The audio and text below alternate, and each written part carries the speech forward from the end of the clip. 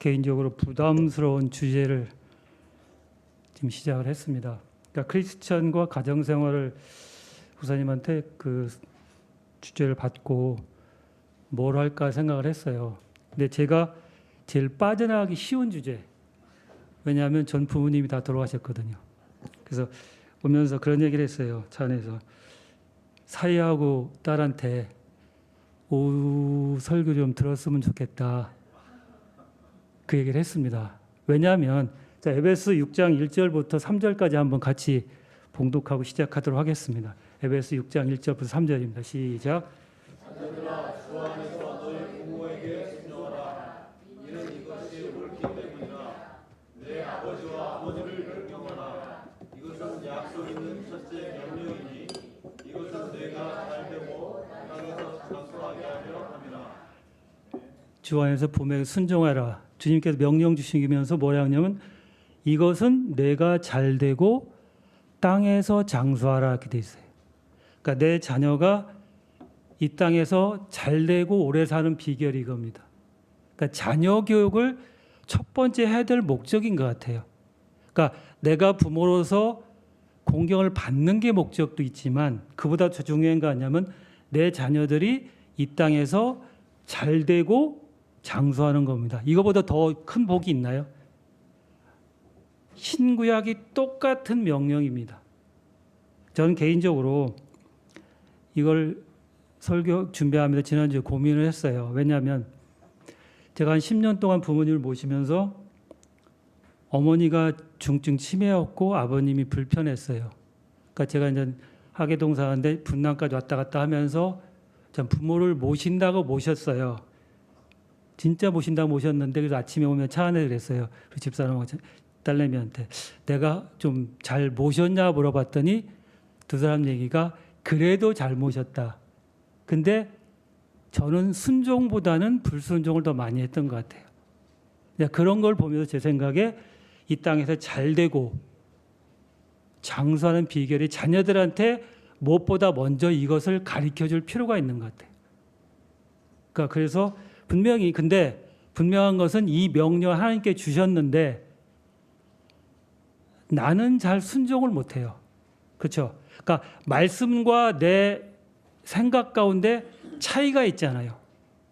이거에 대한 해답을 갖고 있어요. 전 이것 때문에 끊임없이 고민을 했어요.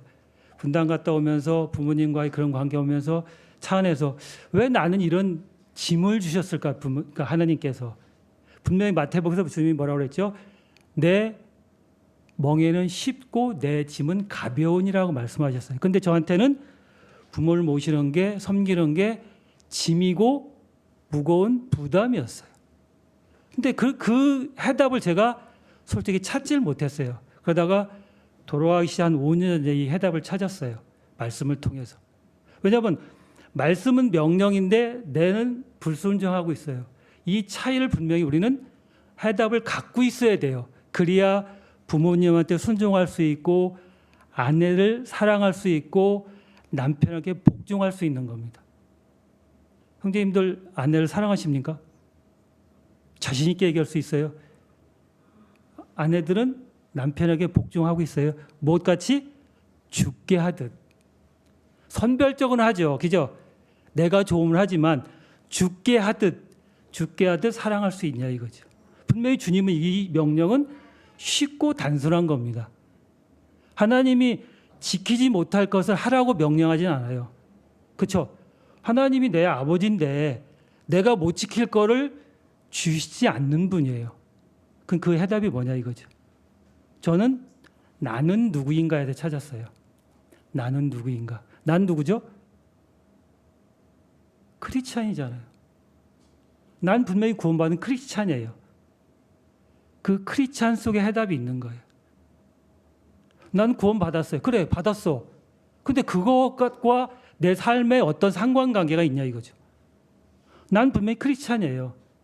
누구나 다 구원받다게 해요. 근데 그 구원이 죽어서 하늘나라 가는 구원이에요. 그럼 이 땅은 세상 사람과 똑같아요. 이것은 무슨 의미가 있냐 이거죠. 그러니까 이 문제를 한번 얘기를 해보겠습니다. 간단하게 설명할게요. 오늘 아마 어떻게 보면 목사님 설교하고 일맥상통한 부분이 있을 거예요. 첫 번째, 나는 하나님 말씀을 순종한 자고 받아들인 자고 그분의 이름을 믿는 자예요. 다시요. 나는 하나님 말씀에 순종한 자예요. 우리가 구원받을 때 말씀으로 구원받았어요. 그렇죠? 이 말씀으로 구원받았기 때문에 이 말씀은 뭐죠? 말씀으로 구원받았다는 얘기는 뭐냐면 믿음으로 구원받았다는 얘기잖아요. 그래서 뭐죠? 의인은 믿음으로 사는 것과 같은 뜻인 거예요. 내가 말씀으로 받았고 말씀으로 했다면 우리의 모든 판단과 기준은 하나님 말씀인 거예요. 하나님께 나한테 순종하라고 그랬으면 순종하는 게 맞는 거예요. 내 생각은 틀린 거예요. 여기서부터 시작하는 거예요. 우리가 분명히 말씀으로 받았어요. 자, 그런데 분명한 것은 우리는 믿음을 소유했어요. 그렇죠? 왜냐하면 내가 믿음으로 구원받았기 때문에 나한테는 믿음이 있어요. 근데 이 믿음의 근거가 뭐냐 이거죠. 내 믿음, 자기 믿음이 아니라 믿음의 근거가 있는 거예요. 근거가 뭐죠? 하나님의 말씀이에요. 그러면 믿음의 대상이 있잖아요. 대상이 누구죠? 하나님인 거예요. 그 다음에 내 믿음의 증거가 성령님인 거예요. 믿음의 결과 혼의 구원을 받은 자예요, 나는. 그렇기 때문에 나는 그 믿음을 통해서 하나님께서 주신 선물을 통해서 성령의 열매를 맺는 겁니다. 그렇죠? 하나님 말씀이 모든 것을 이루는 거예요. 하나님 말씀은 영원히 변치 않는 거예요. 주의 말씀은 처음부터 진실하오니 주의 의로운 판단은 모두 영원히 지속되니라고 되어 있어요. 주의 말씀은 영원한 판단이고 의로운 판단이에요. 주의 말씀은 100% 옳은 거예요. 그러면 내 생각은 100% 틀린 거예요. 우리한테 말씀으로 구원받았다는 얘기는 내 안에 하나님 말씀을 순종할 수 있는 능력을 주신 거예요. 누가요? 하나님께서요. 그래서 예언의 등불을 계신 말씀을 통해서 모든 것을 시험해보고 선한 말씀을 붙드는 자들이 크리스찬인 거예요. 이거 정리하면 내가 말씀으로 받았기 때문에 그 말씀을 통해서 믿음으로 사는 겁니다. 그 믿음 안에서 내가 살 수 있는 겁니다. 두 번째, 나는 그리스도를 닮아가는 자입니다. 그렇죠? 크리스찬이라는 건 그리스도 닮아가는 자잖아요. 크리스찬은 길을 스스로 개척하는 자들이 아닙니다. 주님을 따르는 자들이에요. 주님께서 뭐라고 했죠? 제자들한테 나를 따르라고 얘기합니다. 새고 안에 있는 새를 통해서 나를 따르라고 얘기합니다. 레위를 보면서 우리는 목자이신 주님을 따르는 자입니다. 자, 주님이란 뜻이 뭐죠? 우리가 주님을 주님이라고 부르잖아요. 주님이란 뜻이 뭐죠? 주인님이란 뜻입니다. 나는 주인이 바뀌었어요. 옛날에는 거짓의 아비의 주인이었지만 지금은 하늘 아버지가 내 주인인 거예요. 그래서 주님이라고 부르는 거예요. 그래서 우리는 주인이 바뀐 자들이에요. 이것을 내가 인식하는 게 좋습니다. 내가 그냥 주님을 붙는 것은 주인이 바뀐 상태예요. 근데 그것을 잊지 말아주시기 바랍니다. 세 번째, 나는 하나님의 자녀들이에요. 하나님을 아바 아버지라 부를 수 있는 거예요. 또 하나님을 언제든지 불러서 은혜의 왕자 앞에 내가 나갈 수 있어요. 아버지 부르고 하늘의 은혜의 보좌 앞에 내가 언제든지 나갈 수 있어요. 또는 이 이야기는 무슨 얘기냐면 예수 그리스도 이름을 언제나 사용할 수 있는 권한과 위임을 받은 자들이 엄청난 특권입니다. 내가 하나님의 이름을 부르고 어떤 사람한테 복을 줄 수도 있고 기도할 수도 있는 거예요. 내가 예수님의 이름으로 복음을 전할 수 있는 자들이에요. 내가 그런 자들인 거예요. 내가 하나님 일을 기도할 수 있다는 것은 엄청난 특권인데 만약에 여러분들 윤석열 대통령 이름을 차용하면 경호법에 걸립니다. 근데 만물의 창조주신 오너이신 하나님 이름을 내가 부르면서 나무로 해서 기도할 수 있고 나무로 해서 축복할 수 있는 자들입니다. 그것이 하나님의 자녀인 거예요. 지금 내가 여기 현재 찌질하지만 그분이 오시면 하나님 아들과 같은 모임입니다. 요한일서 3장 2절입니다. 같이 한번 읽어볼까요? 사랑하는 자들아, 이제 우리가 하나님 아들들이니 우리가 아빠가 어떻게 될지 아직 나타나지 아니하였으나 그분께서 나타나실 때에 우리가 그분과 같게 될 것을 아노니 이는 우리가 그분을 그분이 계신 그대로 볼 것이기 때문이라. 이게 내 마음에 들어오나요? 이 진리는 주님이 오심을 간절히 소망하는 겁니다. 이 진리는 내가 주님을 소망한 이유가 되고 이 천한 모임 변하여 그분과 같게 될 겁니다. 제가 지나간다고 지금 저기 하나님 자녀 간다 안 그러잖아요. 근데 그분이 나타나면 그분과 같게 될 겁니다.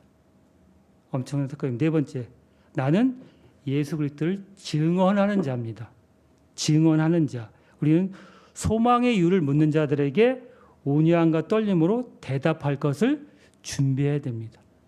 언제든지 복음을 증거하는 겁니다. 왜? 복음은 그분을 증거하는 거잖아요. 자, 구원은 하나님께서 육체에 나타나시고 말씀대로 3일 죽으셨다가 3일 만에 부활하시고 하나님 우편에 앉은 것을 증언하는 겁니다. 나는 하나님을 증언자인 거예요. 증언자가 거짓말하면 안 되겠죠. 그죠? 제가 이거 사용을 잘 안 해봐가지고. 이것은 뭐냐면 내가 증언자라는 건 뭐죠? 내 안에 뭐가 있다는 얘기죠? 생명이 있다는 얘기입니다. 크리스찬은 구원받았다는 얘기는 내 안에 생명이 있는 거예요. 어떤 생명? 부활의 생명이 있는 거예요. 또 한 가지는 예수님이 성품을 나한테 주님께서 주셨어요. 요한일서 3장 15절입니다. 이것은 누구든지 그를 믿는 자를 멸망하지 않고 영원한 생명을 얻게 함이라고 되어 있어요. 2장 25절에 보면 그분께서 우리에게 약속하신 약속은 이것이니 곧 영원한 생명이니라 되어 있습니다. 5장 15절입니다. 하나님 아들의 이름을 믿는 너희에게 내가 이걸 쓴 것은 너희에게 영원한 생명이 있음을 너희에게 알게 하고 또 너희가 하나님 아들의 이름을 믿게 하라고 되어 있어요. 하나님 아들을 믿게 하는 것. 내 안에 생명의 씨가 있어요. 씨는 뭐죠? 다시 태어날 수 있는 거잖아요. 이 씨는 부활의 씨인 거예요. 나한테 이런 부활의 씨가 없다면 이것은 좀 고민을 해봐야 돼요. 제가 구원받았다는 얘기는 구원 안 받았다는 얘기는 아니에요. 내 안에 부활의 생명이 없고 이 씨가 살지 않았다면 한 번쯤 자라지 않은 거잖아요. 그래서 은혜 안에 자라는 겁니다. 씨입니다. 두 번째, 하나님 성품을 받은 자예요. 베드로서 1장 3절입니다. 우리를 부르사 그분을 아는 지식을 통해 영원한 덕과 영광과 덕에 이르게 하신 그분의 신성한 권능이 생명과 건강에 속한 모든 것을 우리의 주심에 따라 되어 있어요. 4절입니다. 그것들의 지극히 크고 보배는 약속들이 우리에게 주어졌으니 이것은 너희가 정욕으로 인해 세상에 있는 부패를 피해 이 약속들에 의해 하나님의 성품에 참여한 자들이 되게 함이라 되어 있어요. 이건 뭐죠?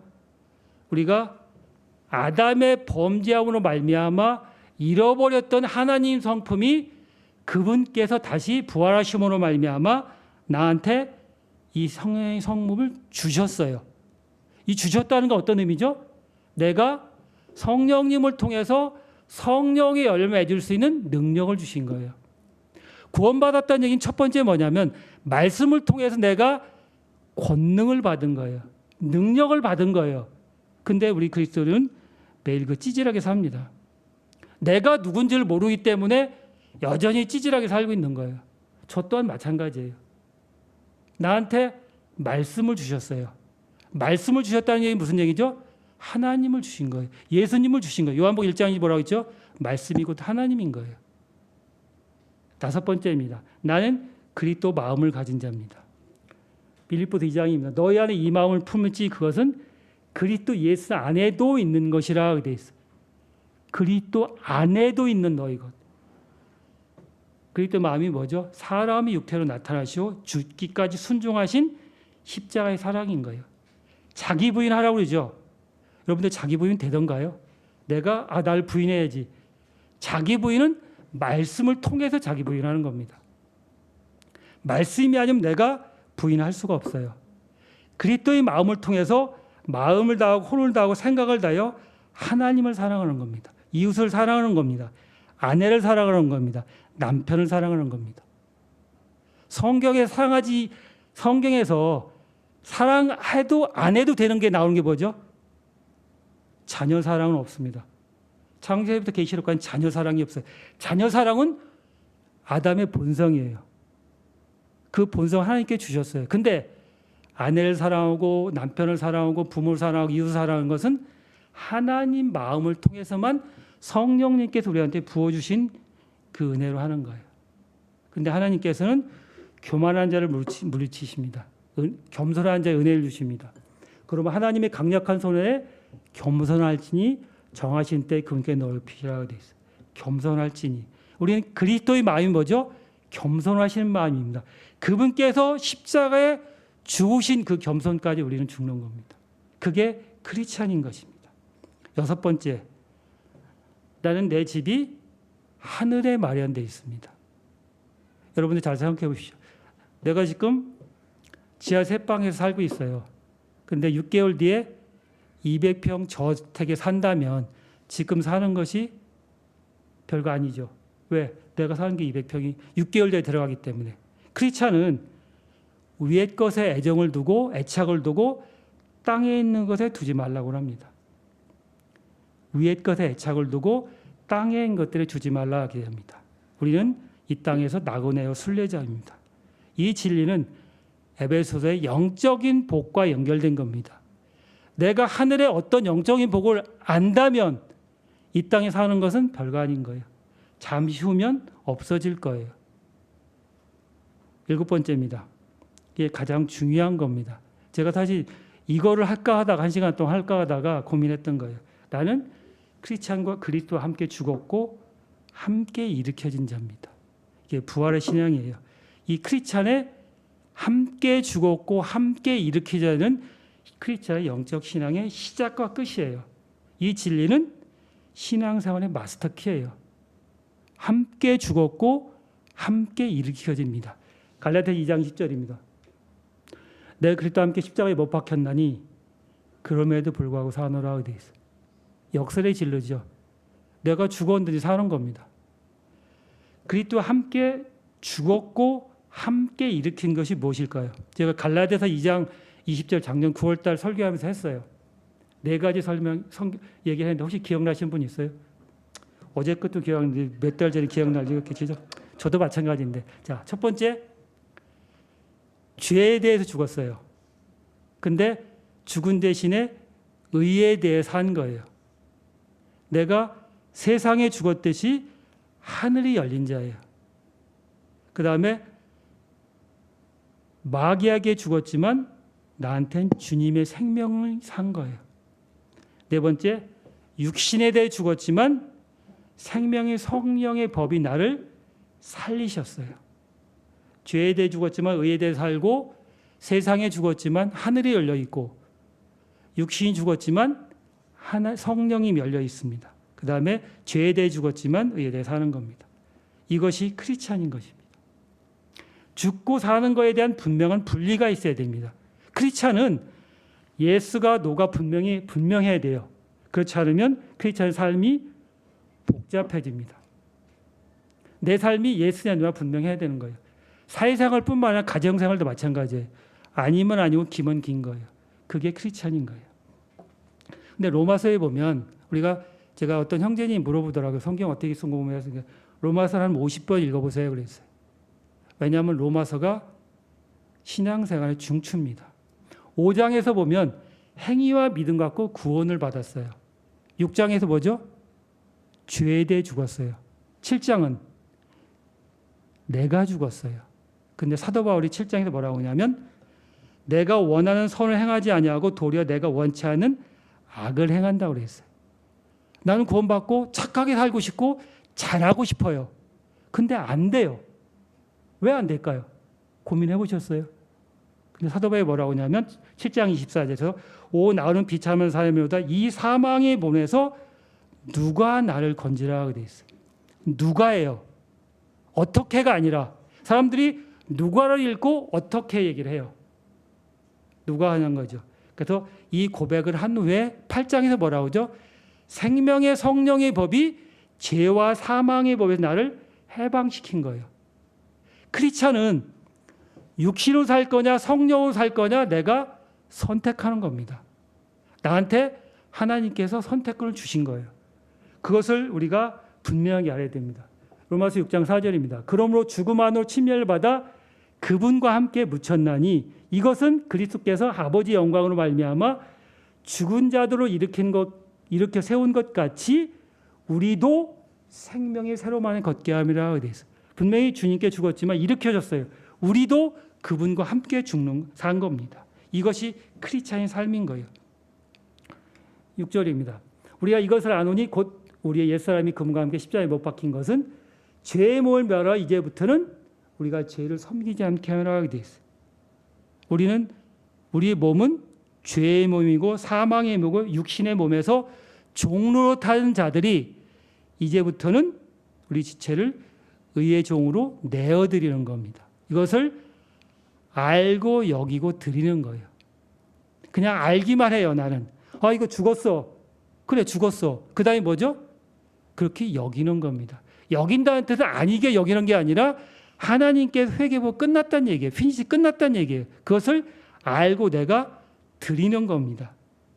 우리는 그분과 함께 죽었고 함께 일으켜진 자입니다. 이거 모르는 크리스천이 없잖아요. 근데 그것이 내 안에서 능력으로 권능 있게 일하냐 이거죠.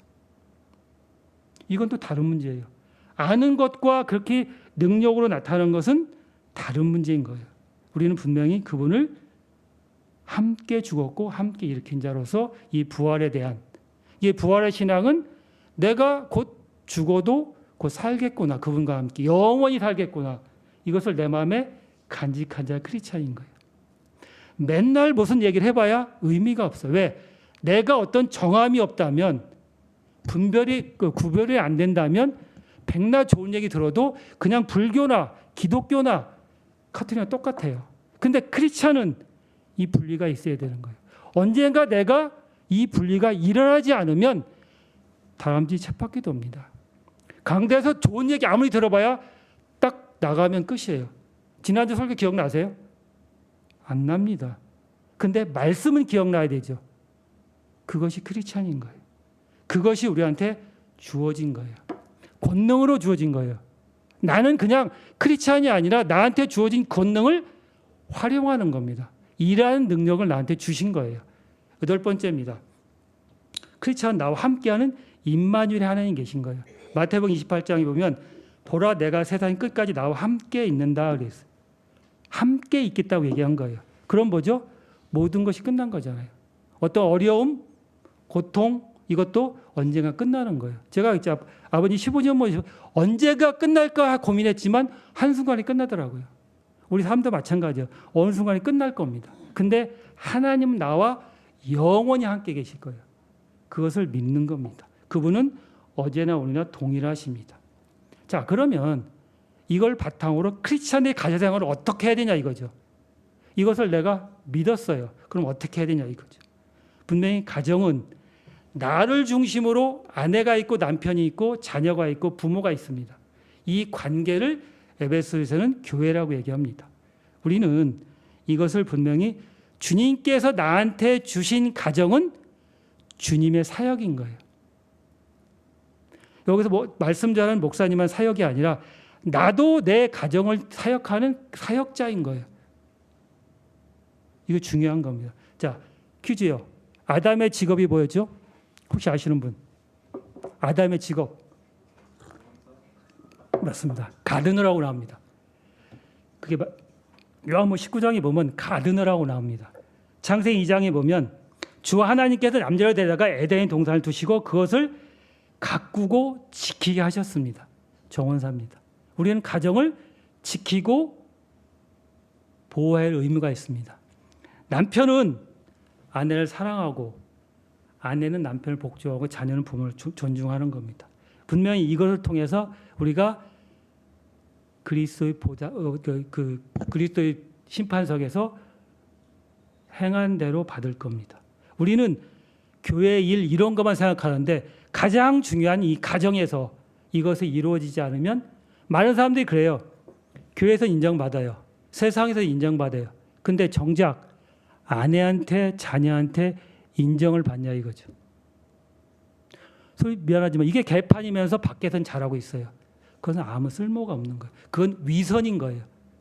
내가 가정에서 가장으로서 아내로서 얼만큼 가정을 가꾸고 책임 있게 하냐 이거죠. 그건 누가 한다? 내가 하는 겁니다. 내 남편이 하고 내 아내가 하는 게 아니라 내가 지켜 행하는 겁니다. 각자에 주어진 의무가 있는 거예요. 각자 일만 하면 되는 거예요. 그게 서로가 지체인 거예요. 그게 에베소서 말씀인 거예요. 자, 오늘 그 본문에 돌아와서 주 너희 하나님께 순종하라 하게 돼 있어요. 순종하라. 순종하고 계십니까? 아까 말씀 뭐죠? 에베소서 이것은 이 땅에서 잘 되고 장수하는 겁니다. 제 사위와 딸이 잘 들었으면 좋겠어요. 장수하고 잘 먹고 잘 사는 거야. 이게 주님의 법이에요. 신명기에 보면 주 내 하나님이 내게 명령한 대로 내 아버지와 어머니를 공경하라. 이것은 주 내 하나님이 내게 주는 땅에서 내일 날들을 길고 내가 잘되게 함이라 돼 있어요. 구약에서. 잘되고 왜? 한번 개런티 해보세요. 진짜인지 아니야 한번 진짜 해보세요. 하나님 말씀인데 될까 안 될까 고민하는 것은 안 하는 거예요. 한번 해보십시오. 저는 하고 싶어도 못해. 서대문을 다 돌아가셨기 때문에. 근데 내 자녀들이 했으면 좋겠어요. 자, 근데 반대로 자기 어머니를 저주한다는 어떻게 한다? 반드시 죽일지니라 되어 있어요.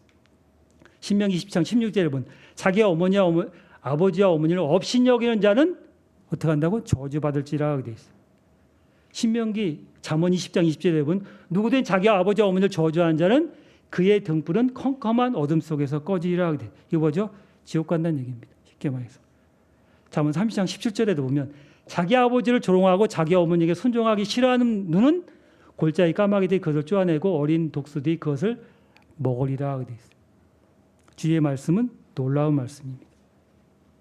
부모에게 공경하라 돼 있어요. 근데 이 구약 성경이 신약에서 동일하게 사도 바울이 인용을 했습니다. 동일하게.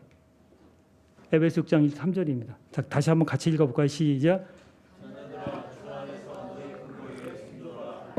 이것이 옳기 때문이라. 내 어머니를 공경하라.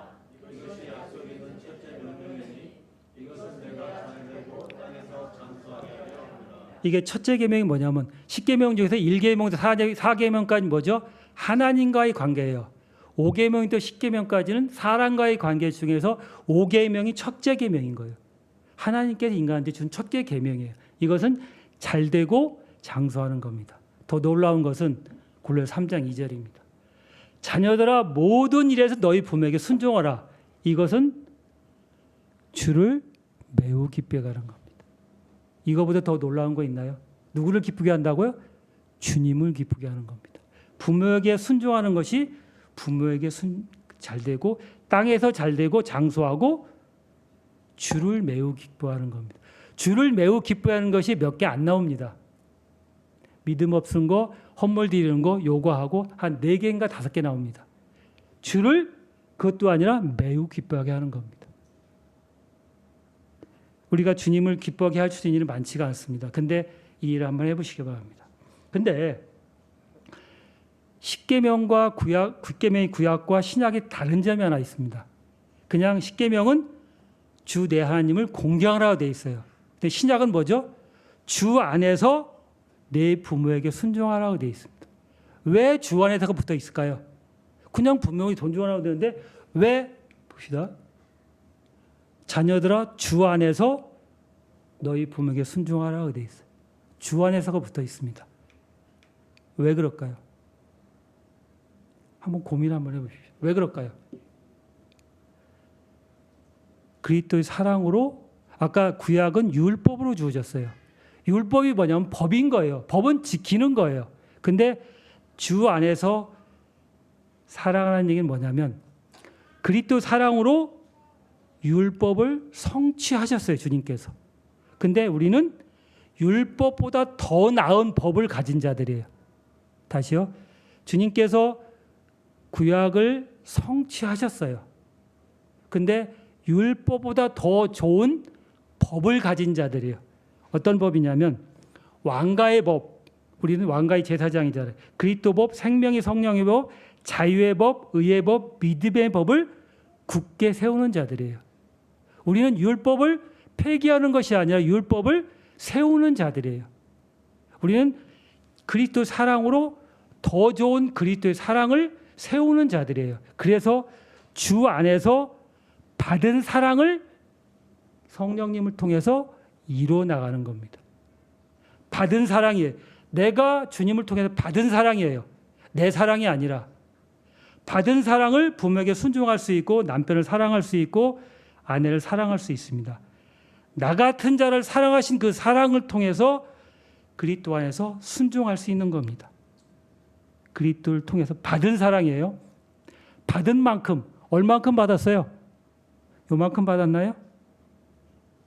예수님을 죽기까지 사랑하는 사랑을 받았어요. 내가 아무리 자녀를 사랑한다고 내가 죽기까지 사랑하지는 못해요. 근데 그분이 하나님이신 그분이 만물의 창조주께서 나를 사랑하시기 위해서 죽으셨어요. 이것보다 더 큰 사랑이 있나요? 아가서는 뭐라고 하죠? 죽음보다 더 큰 게 사랑이라고 얘기합니다. 우리는 분명히 그것을 받았어요. 근데 문제는 요새는 마지막 시대에 살고 있어요. 우리는.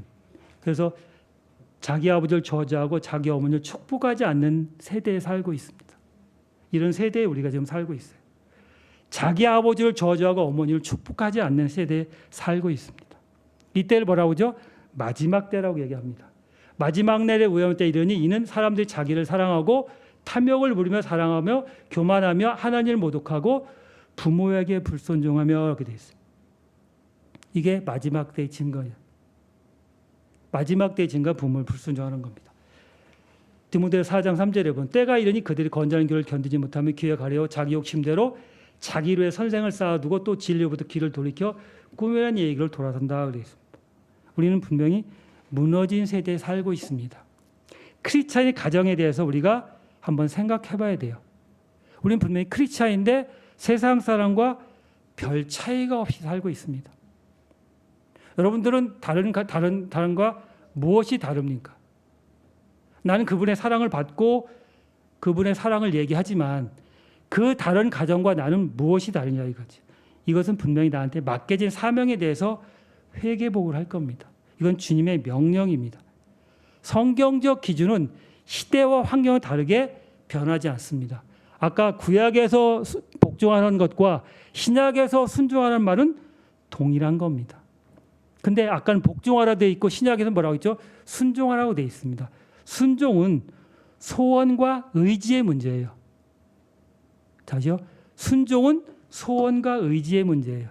왜냐하면 내가 이미 하나님 사랑을 받은 자로서 그 권능도 함께 받았어요.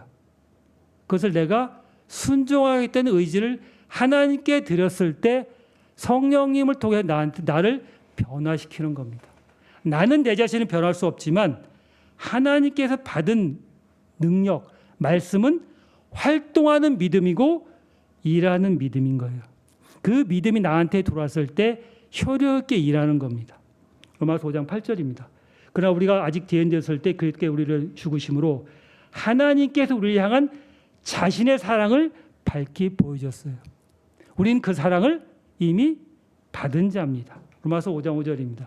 또 소망이 우리의 부끄럽지 만들지 않는 것은 우리에게 주신 성령님에 의해서 하나님 사랑이 우리 마음에 넓게 보여졌어요. 우리 마음에 하나님 사랑을 간직한 자들이 내가 그것을 사용하지 못하는 거예요. 그 능력이 내 안에서 일하지 못하는 거예요. 왜 그럴까요? 내가 그것을 순종하겠다는 의지가 없는 거예요. 우리는 하나님께 의지를 주셨어요. 내가 순종하면 성령님을 통해서 그것을 바꾸는 거예요. 우리 마음은 나도 내 마음을 못 바꿉니다. 근데 하나님은 마음을 바꾸시는 분이에요. 그것을 우리가 알아야 됩니다. 자, 부어주셨다 되어 있잖아요. 이게 공급하다, 뿌리다, 피 흘리다 그런 뜻입니다. 우리는 그리스도의 피를 통해서 성령님을 통해서 하나님 말씀을 받은 자들입니다. 그래서 그 받은 사랑으로 그 권능을 나눠주는 자예요. 내가 내 안에서 그리스도 사랑을 생성할 수는 없습니다. 근데 그 받은 사랑을 내가 나눠주는 통로에 불과한 거예요. 그럼 뭐죠? 내가 한 일은 하나님이 한 거예요. 그럼 뭐죠? 하나님 감사합니다 이렇게 하는 거예요. 다시요. 내가 받은 사랑을 내 속에서 성령님을 통해 일해서 그냥 남한테 전달하는 거예요. 그러면 이 전달한 건 누구 거죠? 하나님 거예요. 하나님 거를 줬기 때문에 나는 그냥 하나님 감사합니다. 내 자신을 겸손하게 할 수 있는 거예요. 이게 크리스찬인 거예요. 그래서 주 안에서 내 부모에게 순종하라 이렇게 얘기합니다. 주 안에서요. 이게 신약과 구약의 차이인 거예요. 엄청난 차이인 거예요. 하늘과 땅 차이인 거예요. 구약은 무조건 안 지키면 벌을 받습니다. 그렇지만 신약은 안 지켜도 벌을 받지는 않습니다. 근데 주 안에서 내가 주님 앞에 회개복을 할 겁니다. 빌립보서 2장 12절입니다. 한번 같이 한번 읽도록 하겠습니다. 시작. 그런지 나의 사랑을 만나다. 너희가 늘 순종해 왔듯이 내 앞에서뿐만 아니라 내가 없는 지금 더욱더 순종하여 두려움과 떨림으로 너희 소유의 구원을 나타내라. 첫 번째 뭐죠? 나의 사랑받는 자들하고 돼 있어요. 사랑하는 자가 아니라 사랑받는 자예요. 주님의 사랑으로 받은 자들이 내가 이미 소유한 구원이 있어요. 이게 뭐 죄사함 구원이 아니고 구원이니까 무조건 죄사함이 아니라 내가 내 안에 구원이 아까 뭐라 했죠? 그분의 사랑이 내 안에 나타내는 거예요. 나타났을 때 다른 사람이 날 보고 크리스찬이다 이렇게 얘기를 하는 거예요. 사랑받 내 안에 너희 소유를 나타내는 겁니다. 13절 이는 자신의 원한 기쁨에 따라 너희 안에서 일하사 원하게도 하시고 행하게 하시는 분은 누구다? 하나님인 거예요. 하나님은 나한테 아담의 본성을 회복시키면서 하나님 성품대로 살아라 얘기를 하십니다. 근데 하나님이 원하시는 거예요. 근데 내가 그것을 거부하는 겁니다. 나한테 주어진 모든 것이 있는데 내가 스스로 거부하는 거예요. 그거에 대한 책임은 내가 분명히 심판석에서 책임을 지는 겁니다. 나는 내가 누군지 안다면 생각이 달라질 겁니다. 나는 세상의 누구도 아니고 하나님의 자녀인 거예요. 또 그분이 나한테 말씀이라는 것을 주어졌어요. 말씀대로 내가 사는 거예요. 수많은 말씀들이 있어요. 성경에서 엄청 많잖아요. 킹제임스도. 유튜브 틀면 수많은 말씀들이 있어요. 어떤 말씀을 선택할 거냐? 본인이 선택하는 겁니다. 그 선택에 대한 책임도 물론 본인이 지는 겁니다. 우리는 올바르게 말씀을 전해야 됩니다. 정해야 되고 그것을 따라가는 겁니다. 우리가 듣고 행할 수 있죠. 그것이 믿음인가요? 아니요. 듣고 믿음으로 행하는 것이 믿음의 행인 거예요. 거기에 듣고 행하는 중간에 뭐가 보다 믿음이 들어가 있어요. 이 믿음이 빠지면 세상 사람과 똑같은 거예요. 이 믿음이 나한테 있느냐 이거죠. 근데 믿음은 하나님의 선물이고 성령의 열매이기 때문에 나한테 주어진 거예요. 그것을 우리가 아는 겁니다. 자, 말씀을 정리하겠습니다. 우리는 분명히 그리스도 안에 있고 그리스도 안에 있고 그리스도로 말미암아 그리스도를 통해서 소유한 믿음을 행하는 겁니다. 이 믿음은 활동하는 믿음이에요. 나한테 믿음이 들으면 일하는 겁니다. 우리는 믿음으로 가정을 세워야 됩니다. 우리는 가정을 세우는 건축자들인 거예요. 조용재인 건축가지만 건축하는 자예요. 내 가정을 내가 건축해가는, 갖고 가는 거예요. 얼만큼 아름답게 가꾸냐는 아내와 남편과의 관계 속에서 만드는 겁니다. 분명히 우리는 기준과 판단을 말씀 앞에 두어야 됩니다. 수많은 사람들이 말씀 얘기하지만 그 말씀이 나한테 능력으로 와닿았을 때 그 믿음이 나한테 일하는 겁니다. 우리는 분명히 그날까지 서로 사랑하며 권면하며 그날까지 우리는 함께 가는 자들입니다. 서로 경쟁자가 아니에요. 우리는 성도들이 경쟁자라고 생각하는 거예요. 절대 경쟁자가 아니라 함께 뛰는 마라톤인 거예요. 42.1km를 달려가는 거예요. 휘닛이 끝나면 또 영원히 함께 가는 자들이에요. 우리 성도들은 사랑하고 권면한 자들이에요. 그래서 이것을 읽고 마치도록 하겠습니다. 빌립보 3장 14절입니다. 시작. 그리스도의